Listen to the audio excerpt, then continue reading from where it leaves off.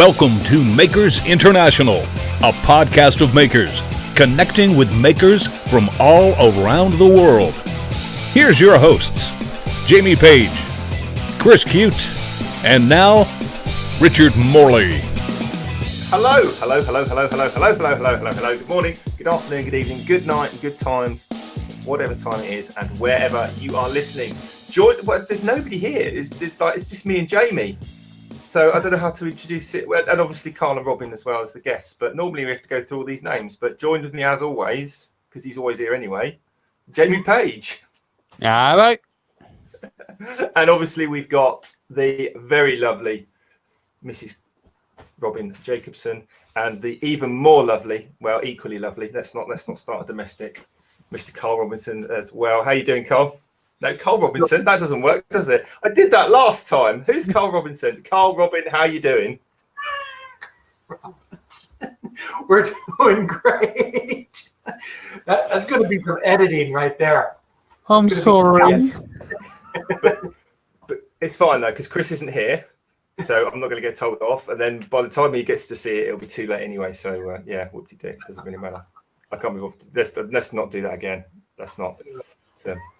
Anyway, as always, freaky. As always, this evening's show is brought to you in part by Yorkshire Grit, the Woodturners Abrasive Paste, our good friend Chad over at Mancrafting, and Pam from Highland Boxes, and all of those lovely people giving away things to us to give to you every so often that Jamie puts on the website, which is www.makersinternationalpodcast.com/sponsors. And I believe, Jamie, you are still looking after that. Is that correct? Yep. Excellent. Now, normally we'd kind of go and ask Chris for some random listener questions from the week, but since Chris isn't here, we could either make something up or we could just kind of gloss over it and pretend we never mentioned it. What do you reckon, Jamie? Yeah, let's just gloss over it. Okay, so straight into Carl and Robin then. Let's get to a question that's been baffling the Maker community for a little while. What on earth is going on with your face, Carl? Straight in there. You like that? It's very nice. Just trying to make Mike Walt jealous. I think it's working. He's done a bit of a disappearing act. He called me out in his last video. I know, I saw that. Threw the gauntlet down. Yeah, or brought the comb out. So what did he call? Sorry, I missed that one. Obviously, what did he call you out on, Carl? Oh, he started his video off combing his beard. Said, "I'll get there one day." Right. Yes. Okay. Fair enough. Because I think was it on Instagram you had that video of you combing your. Yeah. Well, that was my response to mine. Right. Because I think you were sat in your Winnebago. Well, it is a Winnebago. The little trailer. Yep. Thing. And obviously you were on the road. Whereabouts were you on the road? Because you travel all over turning things and all the rest of it. Where happened to you to be at that point? We were down in Grants Pass, down at Stonecoat Countertops. We were down there filming for 3 days with them, and Paul from Paul's Toolbox came out. Anthony, I can't remember Anthony's last name. Why not? I know the feeling. I'm terrible with last names as well. You might have noticed. But he was down there, and he brought his dad up from. His dad lives in Cancun, Mexico, and he's a contractor. So his dad was there learning how to do resin countertops, so he could go back and do it there, which was really cool. So we had a blast. Yeah. Yeah. Do you know? And everyone has got to go and subscribe to Stonecoat Countertops. It's kind of like a testosterone fueled size corner on acid. That's kind of like, they're so full of energy. They're so funny. There's a great channel to watch. Yeah. Those guys are a blast. We were there for, how many videos did we film? 6. We were there for 3 days and filmed 6 videos. It was crazy. And alive. Yeah. And it bugs. Yeah, and rafting. Yeah. Yep. Oh yeah. How do you find time to fit all that in with like 6 videos in 3 days and rafting and doing live streams and Where did you sleep? Go down there. Those guys are so motivated. It's awesome. Yeah, it is. We got there, in the morning, filmed all day, and then went out to dinner, and then took the jet boat down to dinner one of the other nights. And yeah. Richard was here for a week and all he done was 8. But you've got to be honest though, Jamie. That was a breakfast and a half. That was. Yeah. So on the last day, or on the last night, Jamie said, "I will come over to ours for breakfast on your last day. I'll cook you breakfast." And I'm thinking, Jamie cooking breakfast. This is not going to end well. But bless him, I'm not joking. It was like the ultimate greasy spoon trucker's calf breakfast. It was just fantastic. There was this saucepan that I think you could probably boil small children in. It was just full of mushrooms, like literally overflowing at the top with mushrooms. More toast that you could wave a stick at. It was absolutely fun. You did a good spread there, Jamie, in fairness. It was, you have any English muffins? No, because they're just muffins over here. So they're all English muffins then, aren't they? So Right. Yeah. But if you look on the package when you're in Walmart, when you go to the States next, Richard, they actually say English muffins. But over here on the packaging, they just say muffins. Well, that kind of makes sense because I wouldn't expect to go to New York and just not eat American York bacons. It'd just be bagels, wouldn't it? You just buy bagels in New York. You don't buy New York bagels. So. Yeah. Well, they have like Philly cheesesteak sandwich. And in Philly, I think it's still a Philly cheesesteak sandwich. Yeah.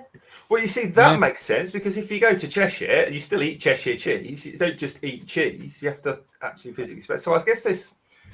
Welcome to Eating with Makers. There's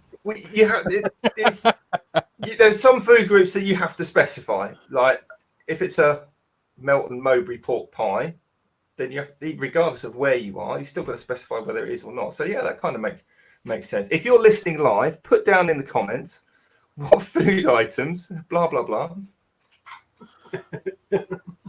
There we go. We go. We just like picking on Jamie about it. Yeah. I wonder where you'd be if you're eating spotted dick. Not So here. what have you actually been up to recently then, Carl? Let's try and just ignore that from Jamie just for a moment. Oh. Haven't you been down Texas way? Can you go to? Because I've sort of loosely been following what you've been up to. I think you took your truck down to somewhere in Texas to do presumably some wood turning. Do you want to tell people that haven't been watching and me what was going on? Actually, we flew to Texas for the SWAT symposium down there, and it's a wood turning symposium. It's fantastic. It's our favorite. It's our favorite one. Everybody's so nice. It's just a big wood turning symposium they have every year. So we flew down there, and I was one of the demonstrators. So that was a Friday, Saturday, Sunday event, and then we flew home, got in the RV, and drove to Stonecoat the next day.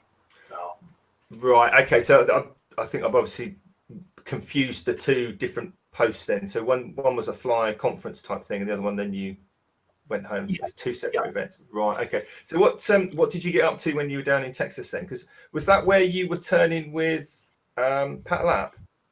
Or is that something else? No, I got completely confused. No, that was the month before we were in Las Vegas.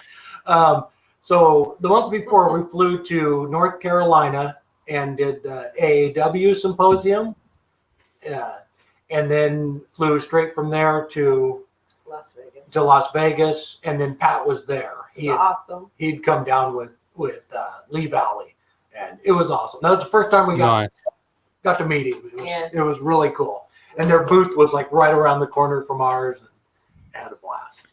Yeah. Because I seem to remember seeing a video clip of the both of you at the same lathe turning the same thing, and I genuinely couldn't understand what was going on there. Whether it was like a competition or just you clowning around, having a laugh. I mean, we were just messing around. I went over to the Lee Valley booth, and we did some hand saw. We had a little hand saw challenge, and then he came over to the Easy Wood booth, and we did it's kind of like a turning challenge. We were just turning beads together. So yeah. Right, gotcha. Yeah. Okay. Who won? Pat. Pat won the What? beads. I won the handsawing. True. You not only did Carl win the handsaw, but Pat set him up to lose. Yeah, he had like the double teeth or whatever you call the saw.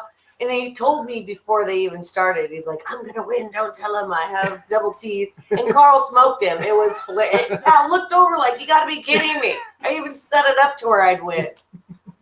See, that's a good marketing ploy, that isn't it? Because obviously, you're a turner, not a handsaw, or you're not known for handsawing. But yeah, go over to the handsawing tool booth and look how easy it is using our tools. I like the style. Yeah. That's a good little sales. Easy wood handsaws.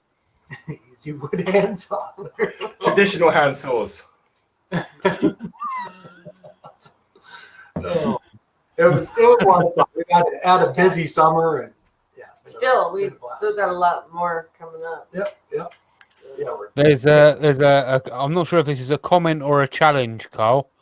But out in the chat, Billy Burt's out there and says, "Hey, Carl, my beard is still better." Yeah, I know. He's like Santa Claus. The thing's down here. Yeah. I'm coming. Just It's getting there. give me some time. By Christmas. I'll let it go and just like grow into my chest. So just one massive ball. So when you were down in Texas at the symposium there, the SWAT meet, were you there in sort of an official capacity with Easy Wood Tools demoing with their booth, or was it like that's a show we want to go to and just went down to enjoy it? No, so we were there, and I was one of the demonstrators for the symposium. So, Right. And like SWAT and AEW, they have several rooms. So people just during the 3 days, I did four demos, and throughout those days, and so people just they go around to whoever they want to see, and they're all kind of going on at the same time. So. You have, 50 people in a room and they're watching different demonstrations. And there's everything from, I think somebody was doing like hollow forms or texturing. I was doing different things. I did the milli putt and hollow form where you make your own natural edge. So I was doing or natural void. You tell him, Robin. You tell him. Yeah. I don't even know what I was doing. I got his back. But yeah, it's there's probably like 6 different rooms going all at the same time. So I did those 2 demos twice so that people could, if they were at the same time, they could go to one of them and then turn around the next day and go see the other one. So that's pretty full on. I mean, the days they're presumably they're quite long days, quite tiring days doing things like that. Yeah. Yeah, it's a lot of fun though. It's actually, so being a demonstrator is different than most of the time when we travel. We go with Easy Wood, and I just turn all day in the booth. But on like this, they're only hour and a half things, so you have one in the morning and one in the afternoon. So you have a lot of free time to walk around, talk to people, and just kind of hang out, which was nice. It was nice. Yeah. Schmoozy with the fans and autographs and Yeah, there you go. Right, well, going back to the beard, but this time it's a question for Robin.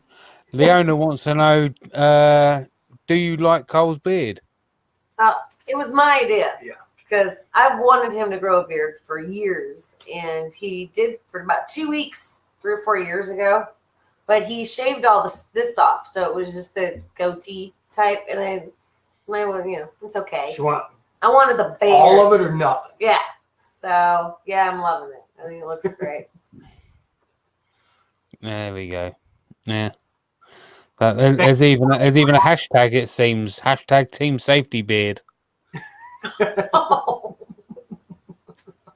That's awesome. Oh, So that's funny. yeah. So well, it's been what a year and a half now since you first set sails, if you like, with the trailer. Yeah, yeah. Is that what it was? So, but there's obviously got to be a few people out in the chat that don't know what the trailer was all about. So, do you wanna quickly fill them in before we go any further? Yeah. So we have a mobile shop and we travel around. We're actually we've been doing not really just local stuff, but we went to Arizona last year. Where this year in November we're going to Oklahoma City and Dallas, Texas. But yeah, it's a lot of fun. We have lathe in there, and we just kind of travel around and pull over and turn a project and film it, and having a lot of fun with it. We have it all set up to where the windows open up on each side, kind of like a food cart kind of setup. But it works great, and we're having a blast, and it was amazing. So we I think we went to California, and that's where the idea came from, and that trip. That's when we realized we were going to do it, for sure. Yeah. Because the idea just came from us here in the shop, hanging out. I said, we should just get a little trailer. I mean, Oregon is so pretty. We can go half hour, 45 minutes in any direction, and there's something completely different, from waterfalls to the ocean, desert. I mean, it's just gorgeous here. And so we could just put a little lathe in there with a generator and just turn wherever we want, do a video. And then it just kind of morphed from there. And we did like 6 shows in 7 days down in California in the RV. And that's when we realized, let's do it. Let's just jump and go for it. Yeah. It was great. We did kind of got it all ironed out, what we needed and everything, and we did GoFundMe. And if anybody else is out there, thank you so much, because that is what kicked the whole thing off, and we were able to buy some tools for it, for the mobile shop, and it was just Carolina Boots stepped in and helped us out, helped us get it all set up, and without sponsors like Woodcraft and Easy Wood Tools and Carolina to keep the thing going. It's just because when we're out on the road, it's $100 a day to travel, and we can't afford that without that kind of support. And I think a lot of people forget those, maybe not even forget, maybe not even think about those kind of other costs. It's all well and good. Wow, we've got this thing and we can go and do this thing. Yeah. And then you think, well, actually, we've got to put gas in it. We've got to go and stay somewhere. We've got to eat, and we've got to do all these things that you wouldn't normally do, sat behind a desk in an office somewhere. And all of a sudden, the little kind of digits on the screen are like cha-ching, cha-ching, cha-ching, and on the surface, it looks like, wow, this is one thing. And actually, when you get into the details of it, it's something else. Yeah, it's probably if we actually sat down and penciled it all out, it's probably more than that, because, insurance on it, and, the tags. I mean, the tags we have to get separate tags for the trailer and the RV, and those are together, that's $500 every 2 years. So it's, and then the insurance on it. And I think if we penciled it out, it'd probably work out to, more than that. But I'm just saying, when, just gas and staying someplace, the gas is the biggest thing. It's about 70% of our costs is fuel, just to go down the road. Right? And you're in America as well, because gas in America is like free compared to everywhere else in the world. We pay like $1 bazillion per thimbleful, and you grow it. Yeah. It was funny because up here in Oregon, we really don't have oil fields like they do in California and Texas and stuff, and so it's actually more expensive here. I think we're paying, and sorry, this is going to bug you, but I think we're paying like $3.20 a gallon, and I know you guys probably pay a lot more than that. But we went to Arizona, and because it's down there, it was like, I don't know, it was $1 something, and so the whole time I was filling it up with super, help clean the engine and everything. Because it was basically free. We're getting 2 gallons for every gallon up here. But yeah, it literally does make a huge difference. I mean, where I live and where Kat lives, that's like 40 miles apart, and it doesn't sound very much, 40 miles, but it's like sometimes it's as much as 5 pence a litre difference. Just the standard. That's not even about shopping around. It is very localized prices. Yeah, But, yeah.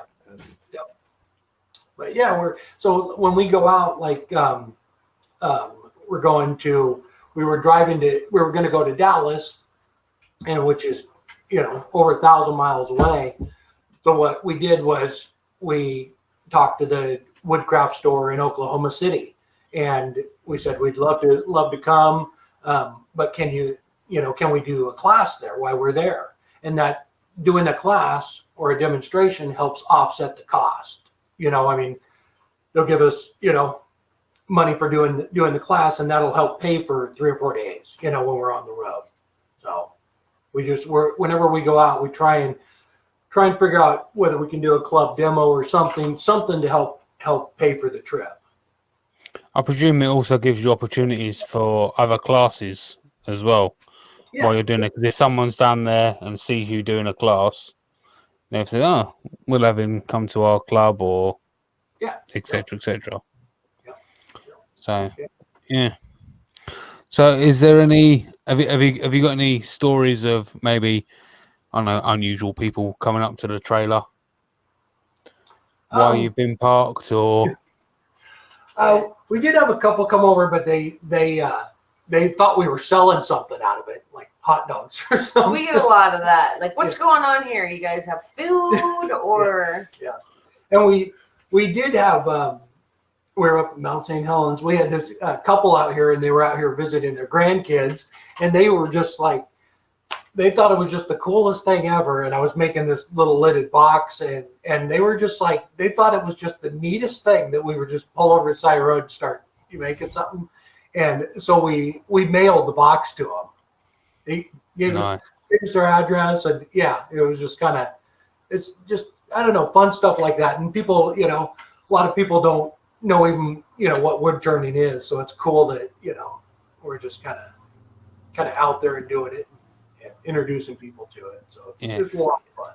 I mean, I guess when you sort of sit down and think about it, it is a bit weird, and I mean that in a good way, because I can't think of any instances where I've been out and about and literally just pulled over. There's somebody just pulled over doing some crazy thing at the side of the road. Most people would be like, what are they up to?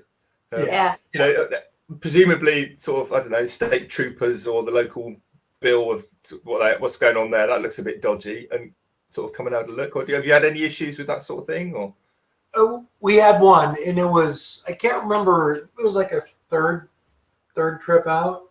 We had the park rangers come over because we went to a spot that's like really popular, and that was probably the mistake. It was that too. It's like really popular. Carl's turning and he can't hear me, and I'm outside the trailer, and I look and I see him coming, and I'm like, "Here come the Rangers!" And he's going, "What?" And, "Here come the Rangers!" And he's like, "I can't hear you." And then all of a sudden, they just bam right there, like.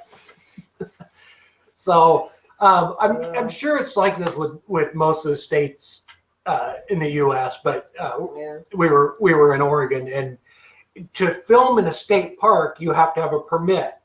We didn't know. And it's not like you can go there and film on your cell phone. Nobody cares. Nobody is ever going to say anything. But because we have the trailer, it's a big red flag to them. They automatically just think we're trying to sell something out of it. First of all, that's why they came over. But you can't. You have to have a permit. So we went, and they told us and gave us the pamphlet and everything, and we go look at it, and it's like, it's expensive. Just for the two of us, I think it was like $200 or $300 a day to film. But if you have anything like a prop or like, something like that, and they consider the trailer a prop, and it is like, it's thousands of dollars a day if you want to film in a state park. And they set it up for like, people to make movies. And I'm reading through the list of stuff. You need to close down any roads. Are you going to build structures? And it was literally to film like, a Hollywood movie. They're probably paying hundreds of thousands of dollars to film it, on the beach or a state park or something, just because of all the permits. Yeah, it was, it wasn't what we were doing, but because of the trailer, that's a big red flag, and instantly it's, So what we normally do is find someplace cool, go up and film, at the state park, just with our phones and everything, and then we try and just get outside the boundaries and pull over and do something. So literally just at the side of the road before you go into the park. Right at the sign. We block the sign. Yeah. I mean, do you just literally not film, or have you considered kind of speaking? I mean, presumably these parks have got some form of administrative overseeing people, whether it's the park ranger or whatever. Have you gone up to them and said, we're doing a live YouTube video of just me in my truck making a candlestick or a bowl or whatever, and have a conversation with them, or they're just like, no, give us the money, we're not interested? Yeah, so we haven't talked to anybody else after that, but we explained to them what we were doing, and it didn't matter. And it was like they brought two of them over to talk to us.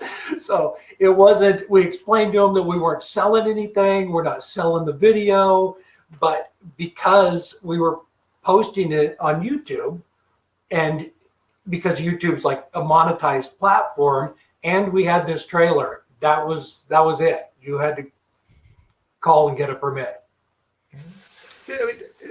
I don't know. It's kind of a weird thing. People don't really necessarily understand YouTube, and I wouldn't necessarily expect a park ranger to understand because it's not part of the park system. But it's almost like people are a bit. This is what you're doing. I don't quite understand what you're doing. This is a bit weird. No, that's just like, I don't understand. It's like this weird thing. No, we can't do that because that's like weird. Well, actually, the people that we talked to, they thought it was really cool, and they even actually came in to see what we were making. Yeah. But it's their job. They're doing their job, so Yeah, they were. Yeah, I mean, they were nice. Don't get me wrong. They were super nice about it. I mean, they didn't. It wasn't like here's a ticket or anything. It was. They could have given us a ticket, but it was just here's the rules, and if you want to pull that thing up to, or in a state park and start filming. Right. Well, and that's the thing too, is we've gotten pretty good at looking for alternative places to do it, and we're getting pretty good at it. That are just as beautiful. It doesn't necessarily have to be a state park. And oftentimes, I guess, when you find those slightly off the beaten track places, they're even more beautiful because they've not been abused by the general public. And right. And to be honest, it's most of the state parks. I mean, because we have the camper and the trailer, we can't go anywhere except into the parking lot. So it's not going to be a cool place to actually film anyway. I mean, we get out and walk around and take some footage of whatever it is, that the park's at. But filming from the parking lot's not great. So that's why we find places right by the river or something cool where it's, Yeah. So what have you got planned for the near future then? Anything coming up that you want to? For the what? Near future. We are okay. Our neighbor's putting on a second story. And they're not playing frisbee. Can you hear that? No, he's moving a wood pile, I think. Nothing like live, right? Yeah, all good. What are we? 3 weeks. 3 weeks. 3 weeks we take off for Idaho. So we're home for 3 weeks. We have some modifications we have to do to the mobile shop because we're getting a bandsaw for it. So I'm able to cut up wood while we're on the road. So we're getting that put in. And a small lathe. And we're going to put that on a cart so that we can wheel it outside and do more teaching out of it. When we were in Raleigh, there's a guy, Stuart Kent, and I talked to him quite a bit about teaching out of the mobile shop. And so we talked quite a bit because he has a giant trailer that he teaches out of. He doesn't film videos and go out on the road and film, but he has this trailer with all these little mini lathes in it for teaching. So we were talking to him about about that. So we're going to get a small lathe that we can wheel out, and that way you're not, two people cramped in the trailer trying to turn, and it'll be a little easier. So we're excited about that. We're going to get that set up actually before we go to Boise. Have done all. So you'll be physically running classes out of the trailer as well. Yeah.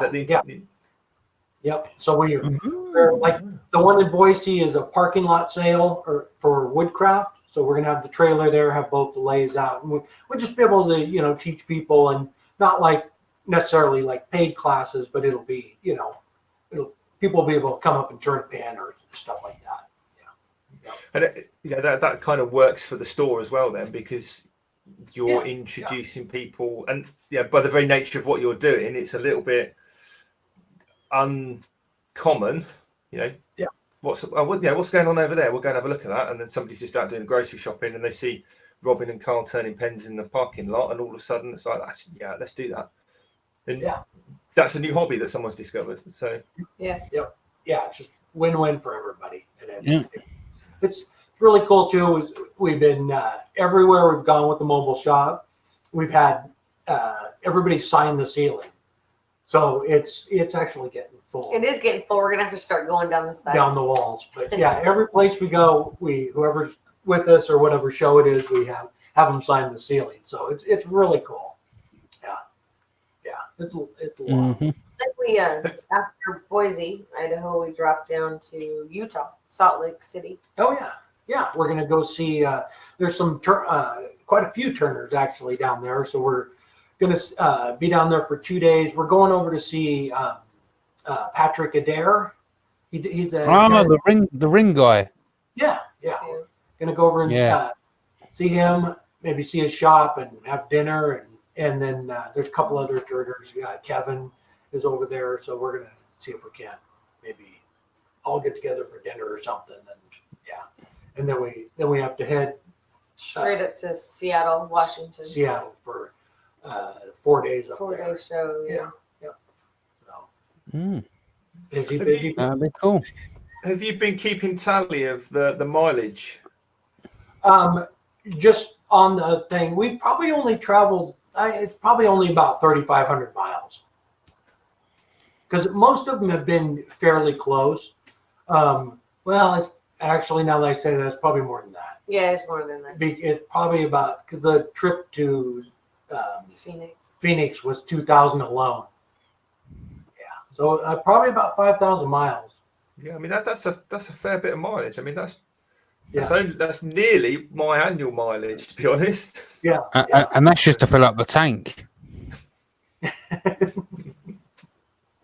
Which is only about what, $35 for 5,000 miles at your prices. Oh, yeah.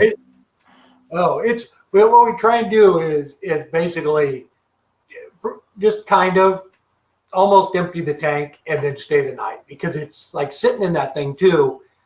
America's a lot bigger than the UK, so we can only go. When we went to Phoenix, we actually had to be there a certain day, so we probably should have left a day earlier. But we were on the road sometimes for 8 hours, and it's hard for you. It is hard on you. And so we're trying to keep each day about 5 hours of actual driving. And that way I'm not just worn out, because when we were driving down there, we'd leave at 7, 8 in the morning and then set up at after it was already dark, and it was just a pain. So after that trip, we decided we need to just make the days on the road a little bit shorter. But yeah, it's when we have the motorcycle too, so Yeah. that helps a ton. That We does. just take it with us, and then we could just zip around town, wherever town we're in. Go to the store. We don't have to try to find a parking lot that's big enough for us. And yeah, that's nice. People forget very quickly just how tiring driving can be. Yeah, It's not not a relax, especially these days. It's not a relaxing pastime, I don't think. But Well, I saw it when Jake was driving when he was over in the UK. All them hours he was driving. yeah, it's hard. And yeah, you saw it from the passenger seat, Jamie. yeah, I know. I saw it on the passenger seat. So when you pulled there's up, no way I couldn't have done it.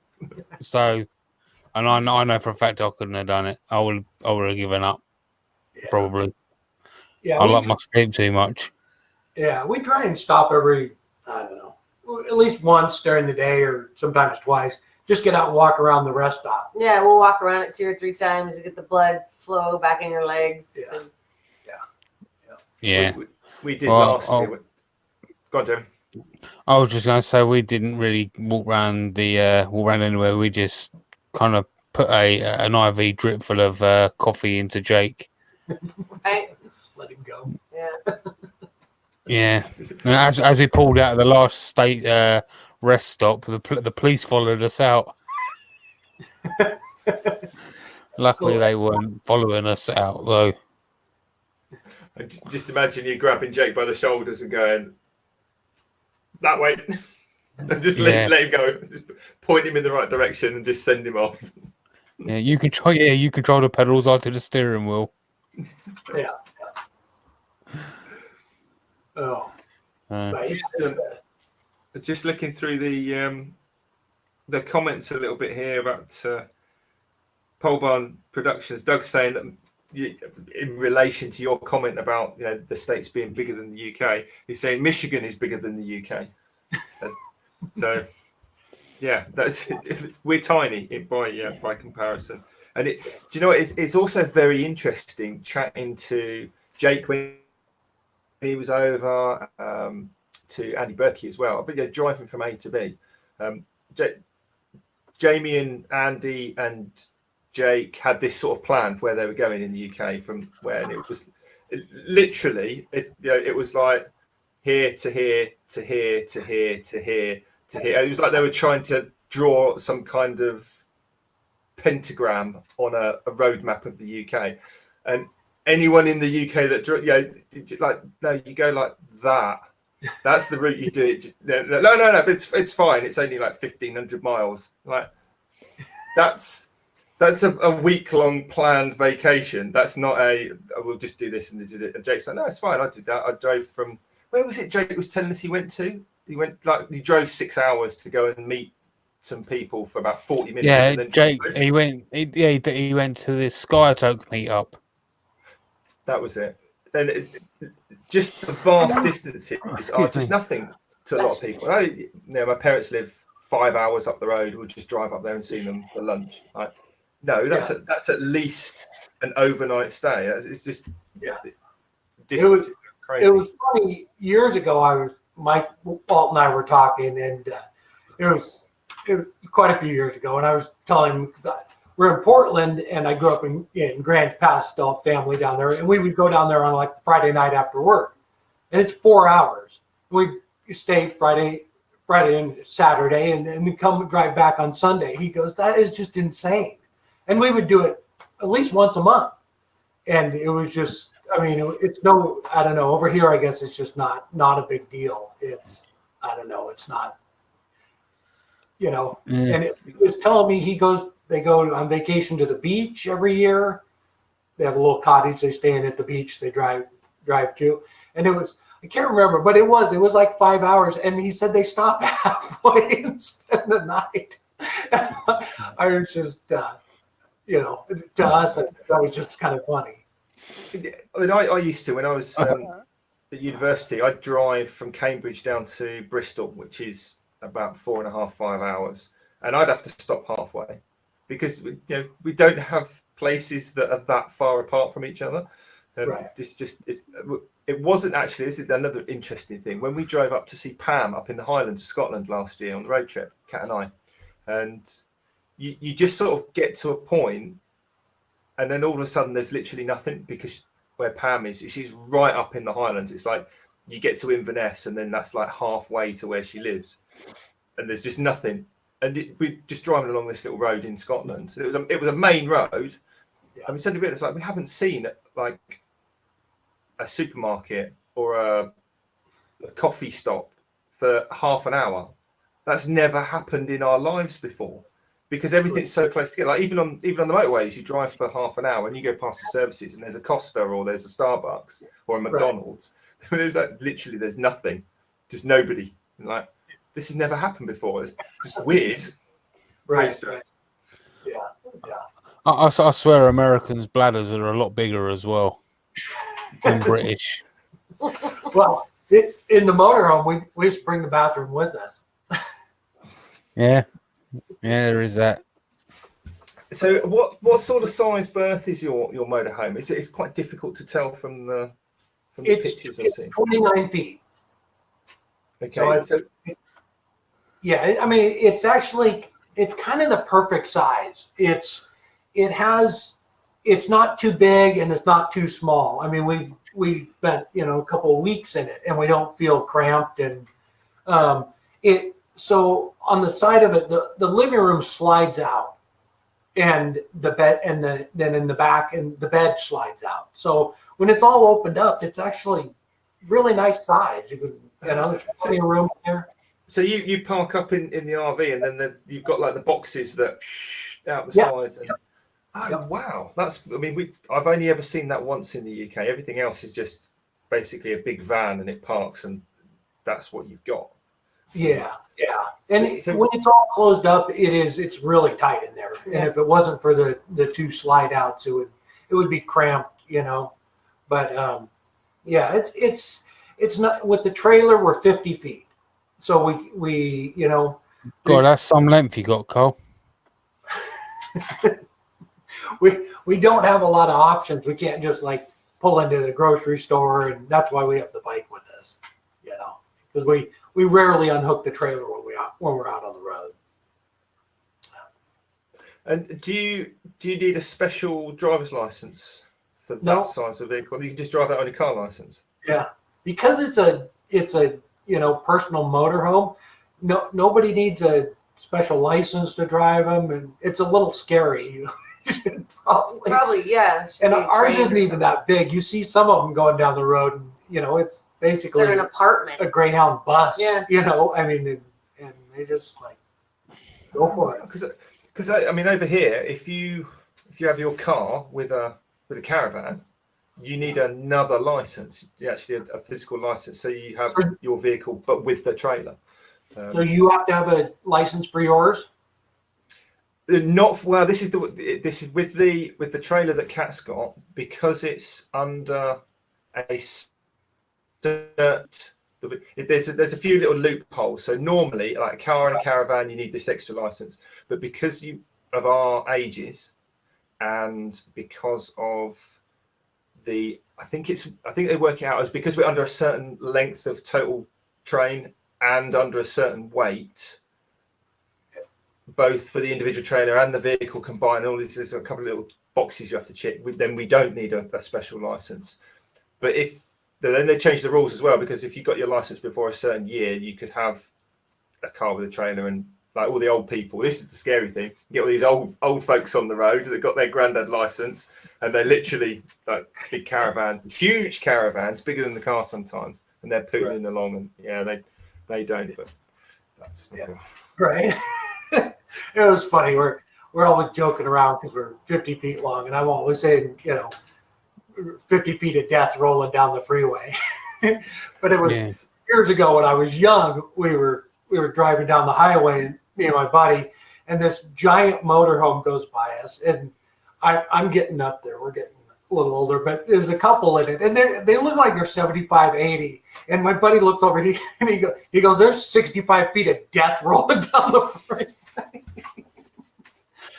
Oh wow! Yeah, and it absolutely can be. Just driving that thing can be scary. Oh yeah, I'm not a fan of towing at all.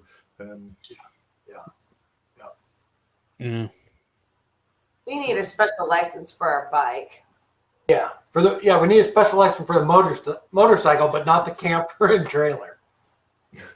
That's crazy. Figure that out. So here in the UK, that everything's got its own category. Yeah. So it's all lettered now, but like a car is one letter, and then a trailer is another letter, and then you get minibuses and buses and lorries and articulated lorries, and then combinations of cars and buses with trailers or not with trailers. It's all very strange. And motorbikes as well, and then that's all done. There's so many little bits. You look at the back of your driving license with all these letter categories on it, and it's like a blooming bingo card. Right. Yeah. But very strange. And on Mars really is donor. If you're an organ donor. Yes. Yeah. We could do with more donors. Yeah. I think I had a motorcycle before I had a car. I got my driver's license, and then I went and got my motorcycle endorsement, so I could ride. So I've had that since. I just imagine you with your helmet on and your leather. Do you have tassels on your leather jacket? And no tassels, no tassels, and no like monkey bars. It's just a little bike. It's he's got a bandana with a skull that covers his beard. There you go. I like this. Just roll in, rob a bank, get back on the road. Skull on it. Oh dear. All good. But yeah, you put the miles on too, Richard. You guys. Yeah, well, last year, Kat and I think we worked it out. It was something. It was just under 2,500 miles, I think. Just the way the route was, if it was a big circular route, it was a little bit less. But of course, we actually kind of went out and came back and had different bits. But it's a long old time. And Kat did most of the driving for that because she does all the towing. I'm like, no, you get the trailer by all means, but you've got to tow it, unfortunately. So I did the leg where we drove up to Scotland, and that was a long way to go. Yeah, very tiring. Yeah. Very cool. It's awesome though. It's like that, just going other people's shops, hanging out with them, and getting to know them a little better. Very cool. That's the thing. It's weird because you're going into someone else's space and all that. Because like I said, absolutely awesome, and all the people we visited was such a cool experience. The weird thing was, I sort of tried to do it 4 or 5 years ago, well before the Maker Central and the Maker Meetup thing and all the rest of it. And everyone was like, "Oh, that's such a cool idea! Yeah, go somewhere else and do this." And then you approach somebody who's like, "Yeah, Jamie, hi. And so I'm thinking of doing this thing about going to other makers' workshops." And I didn't speak to Jamie. I didn't know him back then, but the response would be like, "That's such a cool idea. Yeah, you should do that." I was like, "Well, it seems like coming to you, me." Well, yeah. I mean, it's all good in theory. And then all of a sudden, there was like, "Well, it's probably a long drive, and I'm very busy with work." And it was all sort of. Right. And I totally understand it. I absolutely 100% understand it because people are literally, you want to come to me? Well, hang on a minute. I don't actually know you. This is all a bit freaky. And then Maker Central came along, and all of that went away. Right. Very, very strange. Yeah. But now I think the UK's kind of catching up to the US because you guys, I say you guys, not necessarily yourselves, but our US maker friends seem to have been doing these maker meetups for a long, long time. Yeah. It's I don't know. We there's a group right here in Portland too. We went. We were home for the last one, and they just meet up at a bar, and there was 10 of them, and 15 maybe. Yeah, and it's just they just once a month they just meet up, and they're not actually even going to each other's shop. They just kind of getting together and hanging out and talking and working on collab stuff, and it's cool. It's almost like a very underrated and undervalued thing because just from the social aspect and the seeing other people side of it doesn't necessarily have to. You've just got that common interest, and people very obviously. Sometimes people are a bit defensive, a bit maybe freaked out by the fact of like meeting other people, but it does us good, and I think that's trying to encourage people to do that, and obviously what you're doing with the mobile shop really helps with that. So we met a girl there. This last one, she was awesome, and she goes, "Do you have an Instagram?" And I said, "Yeah." And she goes, "How many followers do you have?" Because she's just getting started. She's a maker. I said, "Oh, about 600." And she's like, 600? What do you do? And I go, "Mostly take selfies with Carl sleeping in the background." And she just looked at me. She said, "I hate you." We laughed so hard.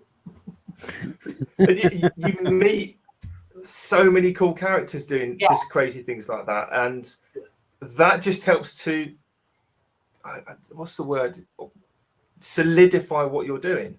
And Yeah. also like you meet this other person, you joke about I hate you, but they then actually I can do this, and it promotes them as well. Yeah. Oh, we're real good friends now. I mean, and you're all kind of, that's a cool thing too about your local meetup, is that everybody's pretty close. Yeah. So you can drive over to their shop and do a collab. And Yeah. In fact, one of the metal workers, we're going to do a collab with him. But it was neat. There's everybody from woodworkers to metal workers and blacksmiths, and one of the guys runs the wood shop in Salem. I mean, he's a wood shop teacher. Yeah, it's really, really cool. And that, we've done collabs with people all over the place. But I've never done one with anybody where I could just go half an hour away and actually just stand right there where they're making it and film it and, actually see it being done. David Birch, Carl and Robin, will you be coming through Amarillo, Texas on your way to Oklahoma or Dallas next year? it's this year This year, in November. And And where's Amarillo? it's for Jake Lee. That's where Jake lives. David Birch is the guy that gave Jake the lathe. Oh, right. Okay. Right. Then yes. Yeah. Can we have Thanksgiving at your house? We're having it at Jake's mom's. Well, because we're going through there, and I'm looking at the calendar, and all of a sudden it dawned on me that we're going to be in an RV park on Thanksgiving, and I was like, we can't have that. So, neither one of you guys probably really understand that. It's the giving of thanks for getting away. Carl thinks it's funny, and he's So, Richard. Yes. Listen, and so we're going to be on the road during Thanksgiving. It's our holiday. Yeah. Heard of it, I'm sure. And so they're going back and forth about we can't be in an RV park. We didn't actually have Thanksgiving. And I just think it's hilarious. We're having Thanksgiving with a couple of Brits. So I go, we are doing Thanksgiving dinner just because it's going to be funny. And I go, the only thing that would top that is if you were here for the 4th of July. You have far too many kind of random celebrations in the year. It's very difficult to keep up with all your non-religious holidays. they're easily pleased. That's why. Yay! It's Wednesday. Let's set off fireworks. Well, Works for me. maybe worse things. But I was just trying to work out though. Isn't that the sort of time that you're in the States, Jamie? I don't know where you're in the States. That is the time I'm in the States. Okay. So I'm one of the two Brits that he was talking about. Right, I got it. That was the. So we are on the hunt for a pilgrim costume. Well, Jamie he's always wearing costumes. He's got one on now. So Wear the pilgrim costume with that horse head. I am, yeah. you should turn up in a Tottenham Hotspur football kit. That's a sideways. Yeah, there you go. Sideways Berkey. That's awesome. I haven't seen that one yet. No, it's limited edition. Only one of them's made. See, They ran out of ink because it went on Jamie's t-shirt. Yeah. I'll bring some Marmite with me, Hippie Noodle said. And you've got to try some of that. Nope. No. We saw Jake's reaction, and that doesn't sound We're good at all. We'll have turkey. Oh, it weren't that bad. All right, you'll have some cranberries then. I don't like cranberries. I don't like anything. If I've got to celebrate, if I've got to celebrate it, you've got to eat it. Done. All right, we'll work that out. I'll just eat red Jello and colored cranberry. And it's jelly. Jelly. Oh, that's right, jelly. You called Jello jelly? Yeah. No, we call jelly, and then we have jam. Yeah. Right? What's Jello? You know what? Neither one of them, they have no idea what Jello is. Because Jello is the stuff that is Like all gelatin. wibbly, wobbly. You Yeah. take it out of the container and it wobbles. Yeah, that's jelly. That's jelly. That's what we call jelly. And we call your jelly that you spread on things, Jam. we call that jam. Well, We have jam and jelly but too. I think jam here is this has seeds, and jelly doesn't have seeds. That's right. One of those. So how we categorize that as seeded or seedless. Oh, you're right. That's the same thing, but I'm probably wrong. We do. It is that. That's what it is, but it's. I don't know which way it is. complicated, non-religious holiday We all- festivals. You I can't didn't name just things. Jelly all It's like, over an English muffin. honestly, do you see what happens, Jamie? We give them their independence. We foster them for years. We grow them, nurture them from the roots for hundreds of years, and then we let them off in their own. And what do they do? Butcher the language. They don't know what to sell. They're all running around like headless chickens. It's just Don't worry, Richard. At the moment, America is in like the spotty teenager age. One day they'll grow up. That's it. It's like dog years and like nation years. So what you're about 250s, 15. So it's like 25 years to one, I guess. Yeah, just that sort of We're still in that rebellious teenager. That's what it is. There you go. You know, give it another 100 years, and it's all calmed down. They've realised that actually, get on with things. You're covered in acne. It was. I watched a program one time, and it was about the English language, and it was the American language. It was, and they said basically when we got over here, we just started throwing letters in, taking them out because we was trying to separate, from England. It was just we were trying to be our own thing, and they were just like, you look at some words, it's like, why is that letter even there, or why isn't that letter there when you say it? But in all seriousness, English is exactly the same because it's got Germanic words in it. It's got it's basically just the picked out bits of all the people that have invaded us over the thousands of years and the bits we could understand and make use of. And we kept all that, sloshed it around in a pot, and that's what you were left with to kind of build on.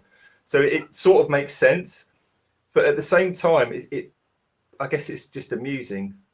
Because we obviously joke about the fact that you can't spell colour and you don't know how to say aluminium and all those things, but we did exactly. We're like, oh yes, you're terrible with our language, even though we butchered 3 others in our history. But we'll forget about that because it's more amusing for the story.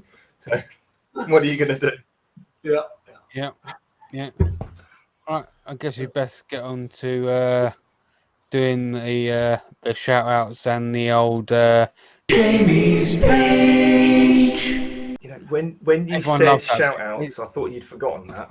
Oh no, I'd never forget that. And plus, that bit is everybody's favourite segment of the show, and probably everybody's podcast. We should do that first. Actually, I think we should do it first. We should change the whole range of the show. Oh right, okay.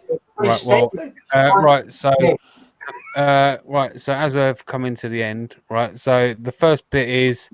I've got to give a mention to one of our sponsors, which is Chad over at Man Crafting. He's just reached 4 million views over on his channel. So let's help him get the 5 million by going and hitting that subscribe button. The second thing is the past couple of weeks we've been going on about the Maker Quilt, which is obviously you get your T-shirt, send it to a designated location, and Kat from Hippie Noodle is going to sew them all together and make a quilt out of it. The address is it's all on the podcast website on the homepage at makersinternationalpodcast.com. That's it for Jamie's page. My shout out. Just to clarify there, Jamie, I'm not quite sure. Kat's put, or Hippie Noodle's put in the chat, wrong. I'm not sure whether she's referring to what you just said or whether she's referring to Tom Spillane's comment about wait, didn't we save your butts in World War II? If Kat wants to clarify which one of those is, either she can clarify and correct you, Jamie, or I can correct Tom, whichever happens first. But until then, carry on. Right, okay, right. I'll carry on first and do my shout out. Right, so my shout out goes to quite a small channel, but anyway, nonetheless, it goes to a guy called Andy Paramore. So I received an email earlier on from one of my subscribers called Hugh Davis, saying he just done his first ever collab with someone, and basically there was the link. So obviously I went and go and checked it out, and Hugh made an awesome segmented pen blank for Andy. It was made out of over 100 odd pieces, and basically Andy turned it in said video. The pen come out absolutely brilliant. But I went and checked out Andy's channel, and he's got some other stuff that he's going to make, and he's actually a great channel. He dabbles in a lot of other stuff like carving, for example, but he does do a lot of turning. He's only got about 100 subscribers, a little over that. So, yeah, go over there and give him some love, and go and hit that subscribe button. Excellent. Well, just very quickly for my shout out, because we're going to kind of finish off with Robin and Carl. Just going to give you a little bit of time to cobble something together if you haven't already. My shout out very quickly this week is actually Steve Ramsey. I'm sure everyone knows Steve Ramsey, but if you haven't seen his latest video, it's about clamps. I thought it was interesting take. The whole saying you can never have enough clamps, and everyone seems to go out and buy as many as they can and have them multiply in their shops. He basically turned around and says, and I agree with him, that you don't need loads and loads of clamps, and he goes into his experiences and reasons why that's the case, and they're pretty much the same as mine. So a good way of saving money, but if you go and watch that video if you haven't already, well worth it. So over to you, Carl. Are we doing it together? No. What? Let's go ahead. Okay. We want to give a shout out to Paul from Paul's Toolbox. Amazing guy. He is just, and he does home DIY stuff. But we just spent 3 days with him, and we had met him at the Artisan Summit, and he is just so much fun, so much energy, just a great guy. And no video in particular. He's just a good guy, firefighter from Louisiana, and just super fun, super positive about everything, and just cool guy to hang out with. It was awesome. And his videos are awesome. Yeah, the videos are amazing. He's just down to everything. I mean, he's like basically redoing his house. He does a lot of work on his mom's house too. Yeah. So but I mean, like you put up barn doors, and I mean, just there's so much content there, and he's the kind of guy that you could sit there and you're like, that was 15 minutes, just because he's just fun to watch. It's fun to watch, having a good time, and just doing stuff. Cool guy. Excellent. So we'll make sure that all the links are down in the descriptions and the various clicky places. Well, Chris deals with all of that, but I'm sure he'll get it right. So if you could send us over the link for that, Carl, probably Robin. Robin, I think, is the organised one of the group there. Oh, without doubt. One that does all the work. We'll get that sorted. Yeah. I guess that's it then. It didn't go unnoticed, Robin, that when Carl did that, the basket weave thing, you did all the colouring in and just the odd shot of him doing it. So, yeah, we know what happens, really. I just turn it real quick and then hand it off. Yeah. For the finish work. Yeah, I think I put up a post, what YouTube sees, and there's Carl holding it, and I'm like, the reality. Yeah. Awesome. I'm just very quickly looking through the chat, see if there's anything glaringly obvious to. So I want to know what was Kat responding to, Tom or Jamie? Neither. It sounds like Jamie was right. That Tom was obviously wrong, and it was to do with the Marmite comments. So yeah. Okay. Awesome. Yes, we'll chat later about that topic. Awesome. I'm not sure if we're going to do a free win on Patreon after. No, I've got to let my nephew get to the bedroom because he needs to get to sleep. That solves that dilemma then. So if you're still listening live either tonight or afterwards, then thank you very much. If you're not, then obviously we will say what we like about you. Carl and Robin, thanks for coming on. It has been awesome. It sounds like Jamie's going to cut the show short, but absolutely fantastic. All right. Wicked. Take it easy, everybody. Yeah. Catch you later.